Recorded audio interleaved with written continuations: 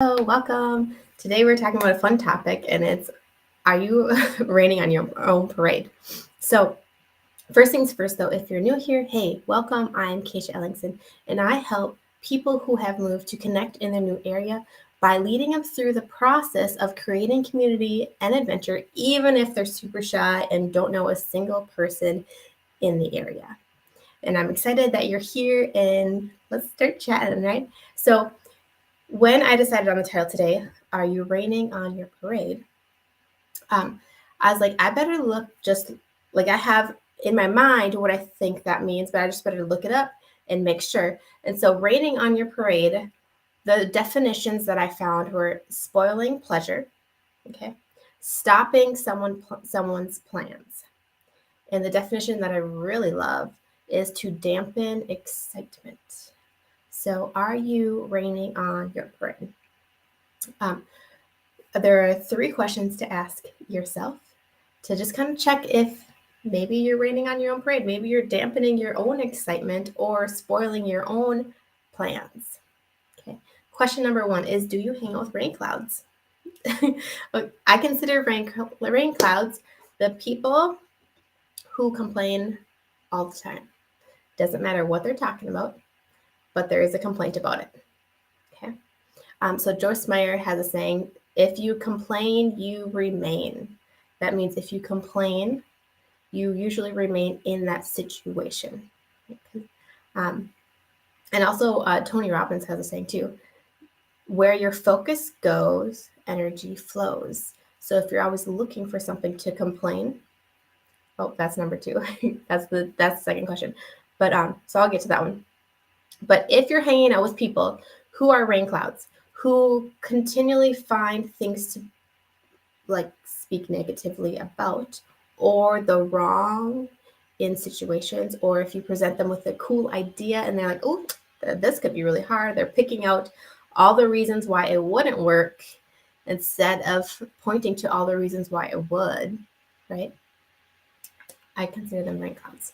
And usually when we hang out with rain clouds, we become rain clouds because our core five, the core closest people we associate with and spend the most time with, are who we end up looking like.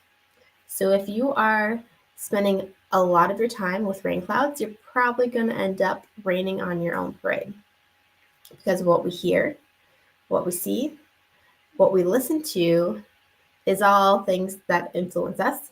So social media can be a rain cloud too, or the news. Just saying. Okay, the second question to ask yourself is, what do you focus on? Okay, do you focus on the good or do you focus on the bad? When you are going through a hard time, can you pick out the good things? Or for instance, when it's raining, are you focusing on like, oh, it's a cold rain, oh boy, things are gonna be muddy? Or are you focusing on this rain is gonna make everything look so green? Like it's gonna be amazing. This rain is watering the earth and everything's gonna bloom after this, right? Same thing. You have the same exact thing happening. Right, it's raining, but what are you focusing on? Okay. And Tony Robbins, like I just said before, has says that where your focus goes, energy flows. So where you what you're looking for, you will get basically. Okay. So if you're focusing on negative and finding negative, you'll get negative and you'll rain on your parade. If you're focusing on positive, finding positive, you'll get positive and the sun will be out for your parade, right? Your ideas will flourish and your excitement will also flourish. Okay. Third question, friends, is, are you putting emotions behind the right thoughts? So lately, I have been on a little sidekick about neuroscience and listening to neuroscience audiobooks and learning how the brain works. And there's this really cool study. I think it was in a book that Joe Dispenza wrote. So check it out or check him out. He has lots of books. And he was saying that if you focus on an atom and you are holding negative emotions, it will appear one way. And then if you leave, come and focus on the atom again and hold positive emotions, it appears a different way. So basically, the science is saying that your emotions and your thoughts actually can change matter, which is pretty interesting. So where you put so there are thoughts that everyone has, good thoughts and bad thoughts. If you tie those thoughts with emotion, that gives it a lot more power. So choose wisely whether you're tying a lot of emotion to good thoughts or bad thoughts. And sometimes we all have bad thoughts cross our mind. We're human, right? But you do have a choice to whether you accept that thought and roll with it, or you're like, no, and choose a different thought and roll with your better thought. Okay. So there's also this thing that I'm studying is called the law of attraction, where you attract things to you. And we are all, everyone, whether you know about the law of attraction or not, you're all doing it.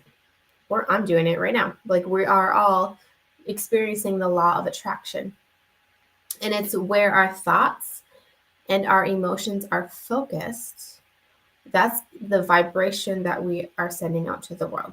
So usually if, say, you are focused on not having enough, you're focused on everything is bad, you're focused on these big, huge things that go wrong all the time, that's the vibration that you're sending out, and that's what you will get more of. Okay.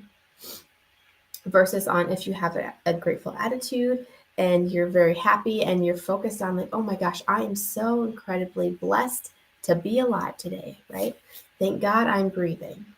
Thank God for my feet that I can go walk around. Like, being in that space will attract your emotions, your vibrations are higher, but it will also attract more of that higher vibration to you as well. It's a very interesting topic. There's lots of books out about it too, if you want to read it. But one thing that keeps coming up in my mind is taking every thought captive, because it kind of totally relates to the law of attraction. And that if you're attracting with your thoughts tied to emotion, how much more powerful are your thoughts, right? They're very extremely powerful. So take them captive and make sure that you're choosing the right thoughts, because you can always choose a second thought. And if you are loving this content, we're going to take a deeper dive next Friday in the Homesick to Happy group. We're starting weekly gatherings in the group. And if you want to be a part of it, cool, join. If you don't, that's fine. But if you do, the link is in the comments. Not everybody is into all this kind of stuff. It makes me happy. So I'm into it, and I'm into learning and continuing learning a lot about lots of new things.